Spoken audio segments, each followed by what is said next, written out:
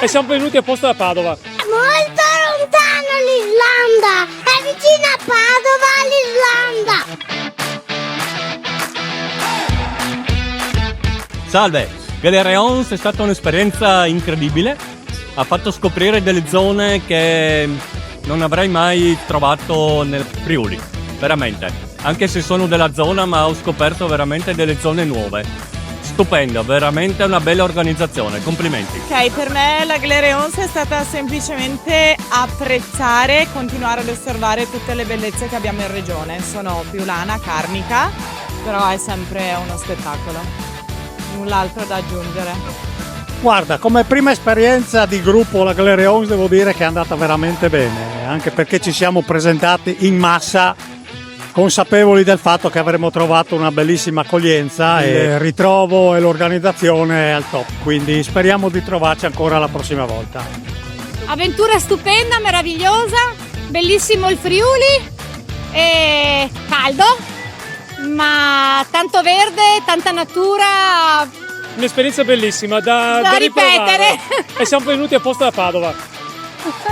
Per me la Galereons è stata stare in compagnia, conoscere posti nuovi, soprattutto tanta polvere e tanto fango. Ciao, tutto bene? Mi sono divertito, è stata una bella esperienza, continuate così, insomma il percorso era bello, dopo tutto il resto organizzato ad hoc, ecco dai, bravi. Un bellissimo percorso, organizzato molto bene, con un tracciato che veramente chi si è prodigato a farlo aveva conoscenza del territorio, ci ha fatto vedere dei posti molto belli, ci ha fatto vedere veramente. Io sono autoctono, un indigeno un po' del territorio e devo dire la verità che ci vuole veramente capacità per creare un percorso così simpatico, così bello, ben strutturato. Ho trovato dei punti di ristoro adeguati, sui punti giusti. Non posso che fare un complimento all'organizzazione, indubbiamente. Ci ha portato veramente dalla terra, dalle colline al mare. Io avrei fatto anche un passaggio su Grado, ma questa è una questione personale, perché Grado mi piace, abbiamo comunque lambito la costa di Grado e questo è stato molto bello, è stato bellissimi percorsi, bellissimi tracciati. Che vi devo dire? Complimenti all'organizzazione, bravissimi.